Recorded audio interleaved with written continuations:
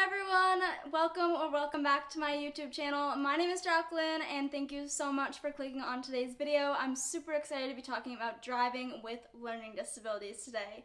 It's not a very common topic at all. I think there's very little information about it on TikTok and Instagram and YouTube, so I'm here to try to bring a little bit of an awareness towards driving with learning disabilities or learning difficulties, because it is such a huge thing that is impacting my life at the moment, and I think that other people can relate and need to be aware about it. So that's why I'm here for today, discussing the ways in which driving with dyslexia and dyscalculia has impacted the way that I have learned to drive.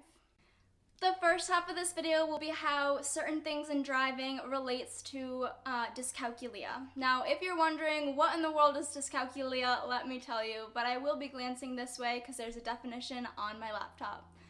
Dyscalculia is a mathematical learning disability which is neurological in origin, meaning in your brain, and it impacts the way an individual comprehends and reasons mathematical concepts, remembering step-by-step instructions, numbers, word problems, and situations that deal with math in general. And the first thing I will talk about today is a speedometer. A speedometer is the part of the car that says what speed you are going. And when I was learning to drive in my mom's car, she had a minivan at the time, there was no digital speedometer in her car. Digital speedometers are very common nowadays, but if there was one, we couldn't figure out how to set it up, so I had to go old school with the one that was not digital. And what was really hard about this is it kind of looked like an analog clock. Now, this one didn't tell your time, it told your speed, but the setup was very much the same. And I can pop a picture on the screen. And this was hard for me because I had no idea at 18 years old how to read an analog clock. And as an 18-year-old, I had no idea how to read this sort of layout of how it was telling my speed. So I downloaded the speedometer app and had it mounted right beside me.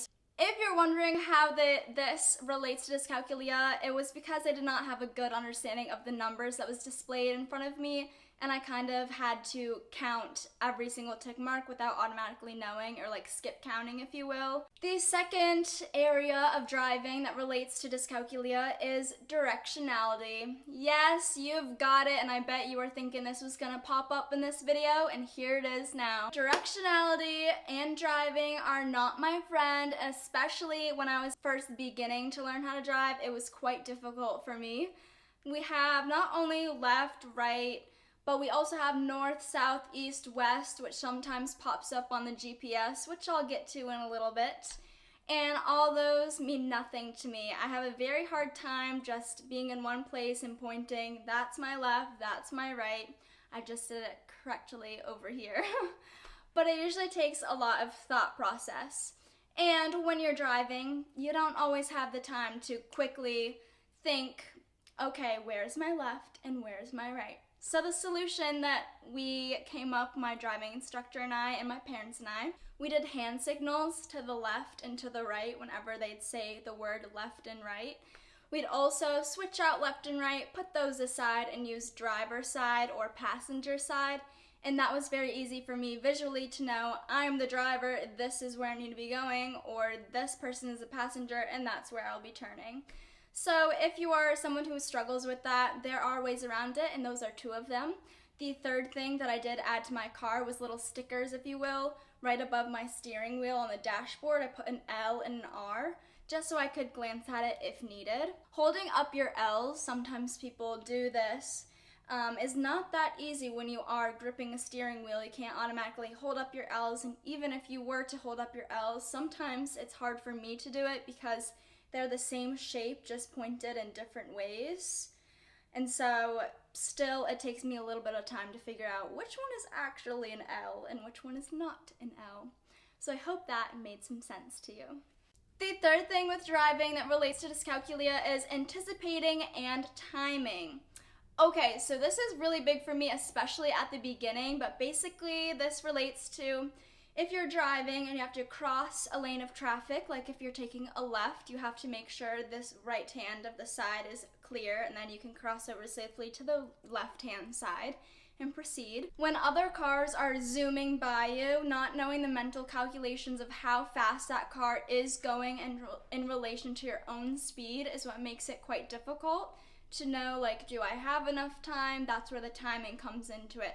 When can you proceed to wherever you need to go on the road with enough time that the other car can go by safely and you can go by safely and you're not cutting anyone off? Another little side note that fits into this category is when I'm taking a right turn on red, sometimes I have to look at, if it's like an intersection, I have to look at other cars to make sure no one is going to crash into me. That's also really hard to know where I'm supposed to look and if I do have enough time to proceed with the right hand turn on red. And this information was loosely based off of a blog post that I read. It's called Driving with Dyscalculia, and the website is discoveringdyscalculia.com. So if you want more information, I'd absolutely go check that out, and I can paste that in the description box down below.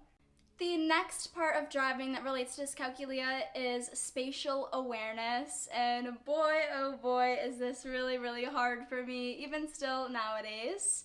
Basically, this means your relation to your body, or your car, if you will, in relation to other objects, so other cars on the road. And this ties into different parts of parking a whole lot. Parallel parking, parking for your gas, parking in a garage, regularly parking next to other cars. This is really, really hard because you have to make sure that you are being safe and you are not obviously crashing into other vehicles and giving the other vehicles enough space if you are parking. So this ties into dyscalculia because you don't really know your mathematical relationship to yourself and other objects that clearly. It's a little bit hard to understand and mentally know. I do just want to say as a follow-up, if you do find yourself going over curbs a lot or parking way too close or way too far away from cars, this does tie into spatial awareness, and it might just give you a little bit of an explanation as to why that can be difficult for you sometimes. It may not even relate to a learning disability. In my case, it does, but in your case, it might just be spatial awareness is a struggle for you in general. This next part of today's video will be about how certain things with driving correlate to dyslexia. And if you are unsure what dyslexia is, you're not, because I am about to give you an explanation. Dyslexia is a learning disability which is neurological in origin. Again, that means in your brain. It impacts reading comprehension, reading fluency, decoding words, processing speed, among other things. One of the things that is impacted by dyslexia in driving is the GPS, and I'll explain why. The GPS is quite hard to understand, especially if you do have dyslexia or even dyscalculia, because it constantly is changing measurements. It will start off by saying continue straight in 2 miles, then as you get closer, it will switch to continue straight in 0.8 miles. Once it gets to 0.1 miles and it's less than that, it will switch again and it will go continue straight in 900 feet. So there are like 3, maybe even more measurements that it will tell you. And that is really hard to know about. And once in decimals, you have to figure out kind of your position on the road to visually looking at the map where it's telling you to go and lining the two up to know like where you have to go. And sometimes it's just hard to track from the phone screen to the actual road. And if you're still curious and you're wondering how does this relate to dyslexia or even dyscalculia, it relates to both of those by the different measurements, by the different directionality components that it will mention to you along the way. And the listening and comprehending is also hard, which does indeed tie into dyslexia. So the second thing that I will talk to you about when it comes to driving and dyslexia is having signs look different, but they mean the exact same thing. And this happens all the time on the road if you're in the same state or if you're out of state or out of country. All these signs that you'll see around the world mean the same thing, but they look differently. And I will definitely put some on the screen so I can give you a little visualization of what I'm talking about. But some things that come to my mind are crosswalk signs. And again, I'll have to paste it on the screen so you can see.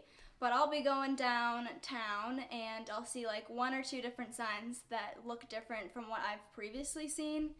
And then sometimes we will come across on the road a blinking yellow light versus a yellow arrow and a solid yellow light. Those all basically mean proceed with caution, go slowly, be ready to slow down, all of that, yet they're just in different formats. And another one that I definitely think happens all the time to me and I'm very confused by is merging signs. Sometimes they just look quite different, and as I've said a bazillion times in these past 2 minutes, they look different but they mean the exact same thing, and that's hard for me as a person with a learning disability, as someone with dyslexia who likes, if they're in different formats, it does not make sense with my brain, because I'm assuming that I'm learning something new, but in reality, I am not.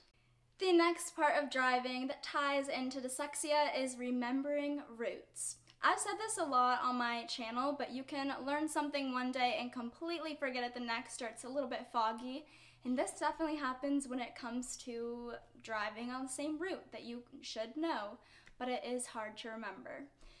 And this definitely happens for me constantly. I need repetition, and once I don't have that repetition in my life, I can lose it quite quickly of where I'm supposed to go and remembering the steps to get there. And as a little story time, I worked at a summer job that was basically like 3-ish miles from my house last summer, and this summer I genuinely forgot how to get there. And I know because it's so close to my house, I should absolutely know how to get there on my own, but yes indeed I did forget. So before I had my very first shift, my mom and I went out to re-jog my memory of how to get there, which is really helpful. Can be kind of embarrassing, I'm not gonna lie, because you think like, I just went there constantly last summer, how the heck this next summer going back, how would I forget it? But it just did happen because, as I said at the beginning, I did not have that constant repetition in my life. Having a hard time remembering routes or familiar places ties into the memorization part of dyslexia.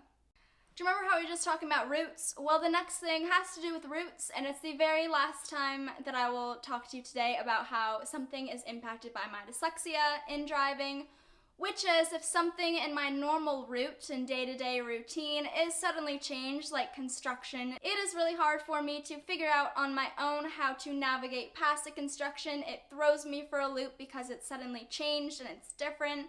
How to navigate it on my own safely in a timely manner, and that ties into comprehension. Basically comprehending what's going on and how can I safely go past whatever has changed that day. Well, everyone, this brings me to the end of this video, but I do want to mention that on TikTok, Jacqueline_Elise, I can paste that on the screen, or on my website, mindslikemine.com, I have something called Jacqueline's Driving Diaries, where I documented the very first day that I learned how to drive, up until recently, and all the errors and difficulties and things I've had to deal with in driving. I have a lot of dash cam footage, and I have a lot of little games that my mom and I came up with to figure out driving. So please, if you want more information, take a look at the Jacqueline's Driving Diaries section of my website, or again, scroll on TikTok.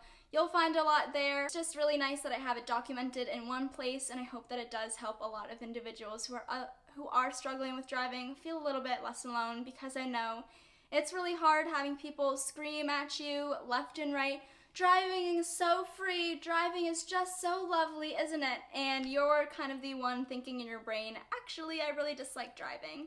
So if that's something like you, and if you do struggle with driving, please do take a look at that. And I just want to say a massive thank you so much for watching this video. It's been a long time coming, having just one sit-down video about all these different things about driving and learning disabilities. As I said at the very beginning, it really is such a passion of mine to talk about this openly and vulnerably, because I know it's really hard for me, and it must be really hard for a lot of other people. If you would like to continue watching these type of YouTube videos that are educational and about learning disabilities, please consider subscribing to my YouTube channel. Drop a like, drop a comment if you have any sort of questions. I am open and here to answer them for you.